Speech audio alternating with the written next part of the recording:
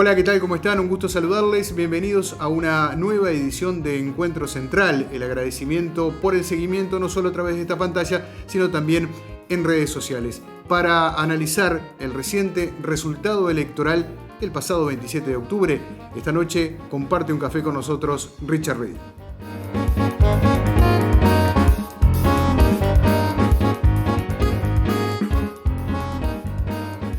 Más allá de la presentación que tuvimos al comienzo, ahora no la vamos a reiterar porque estamos hablando de un hombre muy conocido, una cabeza independiente, un provocador en el mejor de los sentidos del debate, del intercambio de opiniones que tanto bien nos hace. Y un hombre en actividad, presidente del Sindicato de la Cerveza. Richard Reed está con nosotros en la noche de hoy. Bienvenido, Reed. Muchas gracias. Gracias por la invitación. Bueno, vamos a hablar obviamente de lo recientemente ocurrido con las elecciones nacionales, ¿no?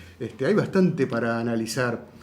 Si me permite, yo decía el otro día conversando con unos amigos, qué interesante todo lo que surgió de este 27 de octubre, ¿no? La ciudadanía, o parte de la ciudadanía, le da una buena votación al Frente Amplio, pero le quita las mayorías parlamentarias. Le da el segundo más votado esa posibilidad, pero lo lleva a, de alguna manera, ajustar el camino con una segunda vuelta. No sale la papeleta por el sí, pero más de 1.100.000 van a las urnas demostrando algo. Y por si fuera poco, le revalidan la banca al hombre que en solitario estuvo realizando esa pelea. Si medimos la billetera por un lado abultada y vemos por el otro un ecologista que entra al Parlamento, yo creo que con el voto relación costo-beneficio más barato de la historia. ¿Cuántas cosas, no? Se amplió la góndola. ¿Se amplió la góndola? ¿Qué es eso? Se amplió la góndola, hay más oferta. Creo que andan 7 los partidos que están en la Cámara Baja, 4 en la Cámara Alta, con un paneo representativo mucho más amplio que lo que la historia nos mostró. Por un lado. Por otro lado, creo que manifestó no solamente vectores ideológicos en las opciones de los partidos que estaban disputando, sino también lo identificaban con sectores sociales, ¿verdad? Claro. El PERI, concretamente, tiene una visión de la zona rural, ¿verdad? Que lo identifica y tiene su hinchada. Entonces me parece que... Y por otro lado, hay casi un 90%, 80 y pico por ciento de gente que votó. Donde vemos las elecciones en el resto de América, ni hablar de otros países de Europa, primer mundo, 40, 45, 50. Hace poco una elección en Europa, 60% de abstención. Aquí me podrá decir, bueno, si era obligatorio. El uruguayo, el día de las elecciones, va a votar. Octava elección en este periodo postdictadura, podemos decir, vino para quedarse.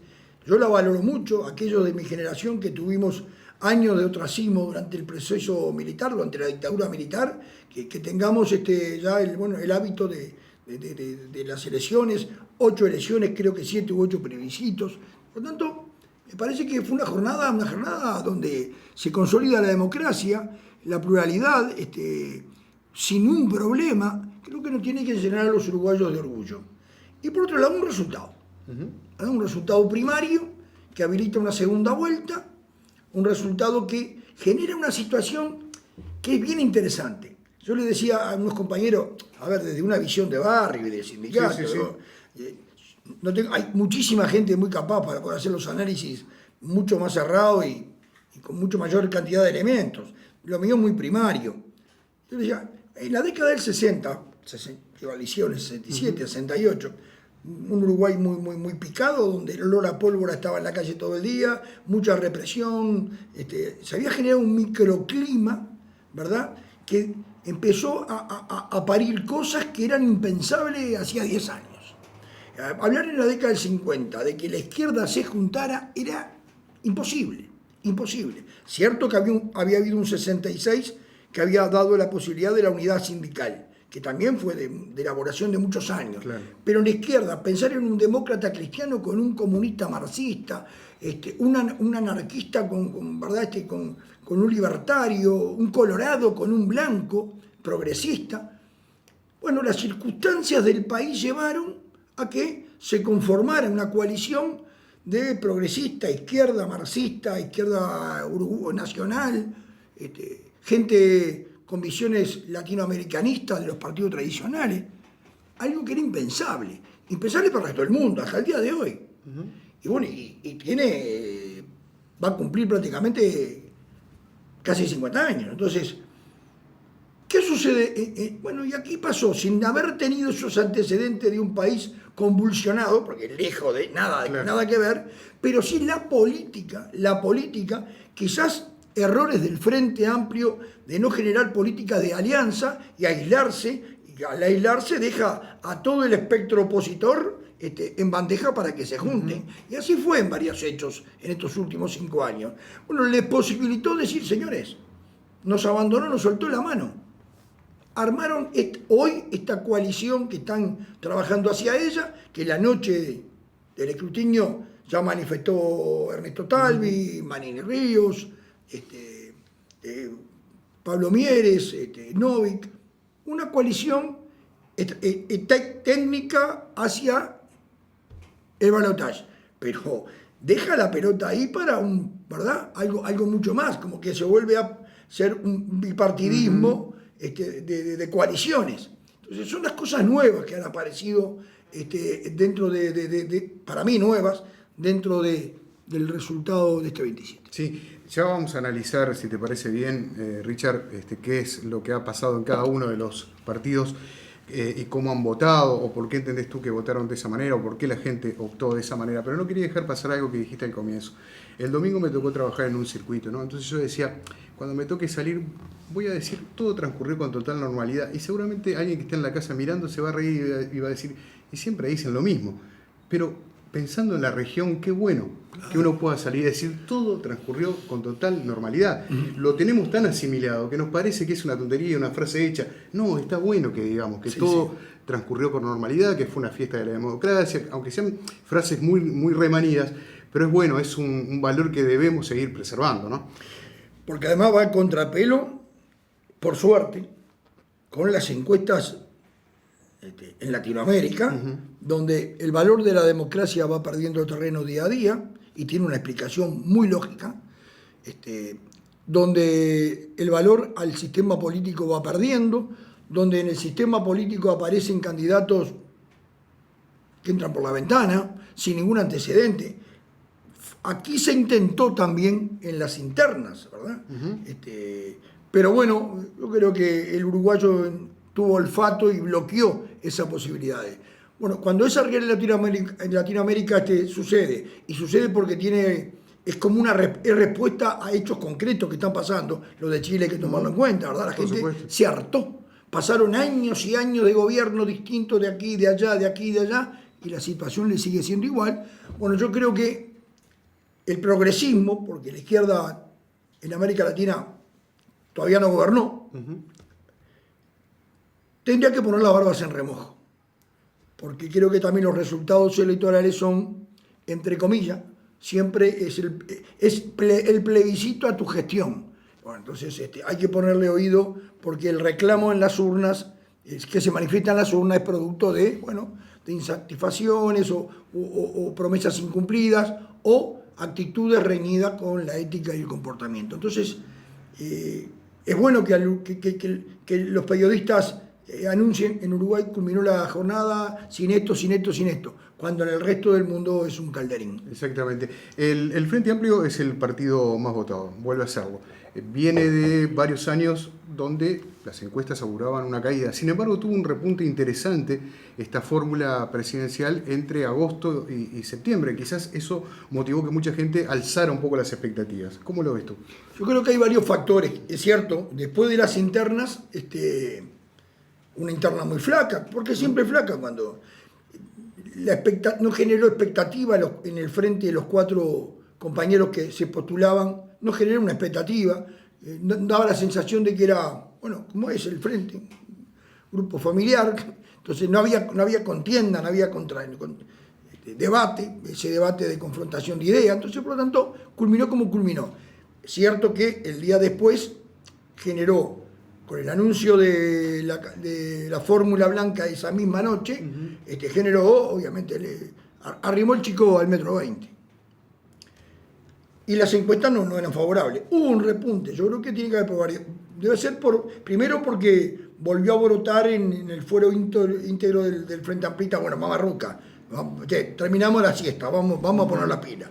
Y por otro lado, al otro sector, el tema Chile no le favoreció. Sí. Hubo candidatos que ponían a Chile como referencia cuando Chile se estaba incendiando, ¿verdad? Las elecciones en Argentina, si bien fueron simultáneas, era un hecho cantado el resultado final. Entonces, hubieron alguna serie de factores allí, y creo que también la ausencia de un debate político con los temas, de mi punto de vista, con los temas de verdad para el periodo que viene, esa ausencia también generó en que la gente, bueno, yo creo que se lo ha debatido, ¿qué hacemos con el ajuste fiscal? ¿Qué hacemos con la educación? ¿Qué hacemos con el tema seguridad? ¿Qué hacemos con el tema de relaciones laborales? Ahí van a aparecer las diferencias y quizás iba a convencer a uno o a otro, pero por lo menos el electorado iba a llegar a las urnas sabiendo que aquel iba a hacer tal cosa y aquel la otra. Creo que eso no estuvo, en esta primaria no estuvo, seguramente estará ahora en el correr de estos días y en el debate que se está esperando entre los dos presidenciables, puede ser que aparezca algo de eso. Entonces creo que eran muchos factores. Y volvió a rascarse la fibra frente amplista, me da la sensación. ¿Imaginas un debate? Porque yo lo considero que el 38%, 39% es un muy buen resultado electoral. 3 años de gobierno, 15 años, con mucho desgaste. Un último gobierno de 5 años donde pasó entre noches, porque no hay muchas cosas para destacar. Un vicepresidente que lo renuncian por cosas bien complicadas y embromadas.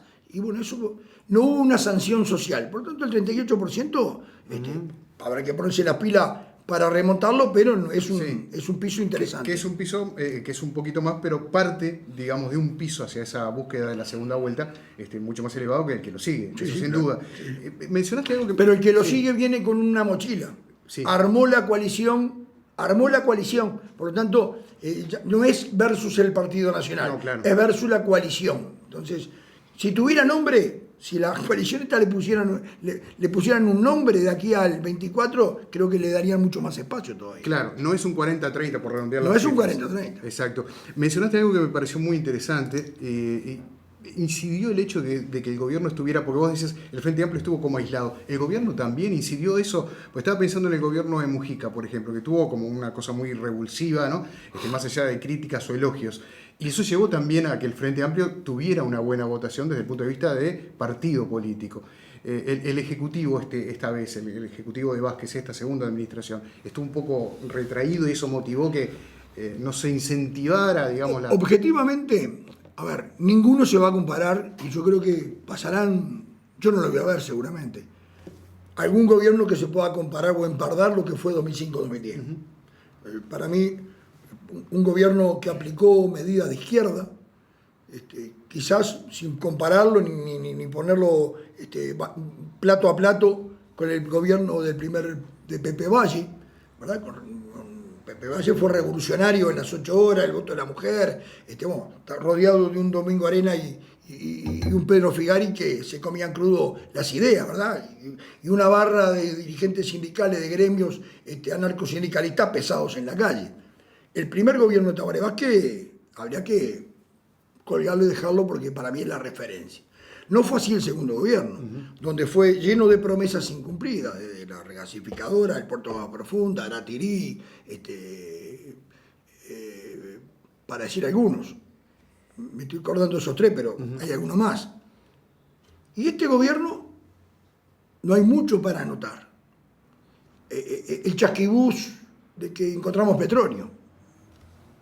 Entonces, creo que, pero además, así se hubiera encontrado petróleo o algo, creo que tiene en el otro plato de la balanza la caída de un vicepresidente. Entonces, por lo tanto, es bravo remontar todo esto.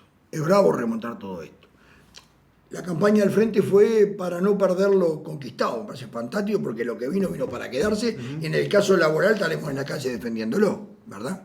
Pero estamos hablando, todo lo que vino para quedarse es del 2005 a 2010. Y del 2000 al 2015 hay pocas cuestiones que hayan venido. Entonces, por lo tanto, hay una suerte de, ¿verdad? Y la otra oferta, la alternativa al frente, es una alternativa que seguramente va a llevar a una serie de conflictos importantes. Pero además, porque el Uruguay, cuando inaugure el nuevo gobierno, el Uruguay le va a decir, bueno, mira, vení, tenés pendiente 6 puntos de déficit fiscal, tenés pendiente la reforma de la seguridad social, tenés pendiente una reforma educativa, etcétera, etcétera, etcétera. No es el Uruguay del 5 que venía el viento ya fuerte, ni el del 10 que venía con mucho viento en la camiseta. Este va a ser un Uruguay 2020 donde te va a pasar factura, bueno, a gestiones en algunas equivocadas. En este panorama electoral y ya como forma también de lo que puede llegar a ser un futuro gobierno y particularmente un futuro parlamento, surge allí un nuevo partido, con un líder con sus particularidades, pero si te parece bien te lo planteo después de la pausa. Estamos con Richard Reed, aquí estamos en Encuentro Central como siempre, ya venimos.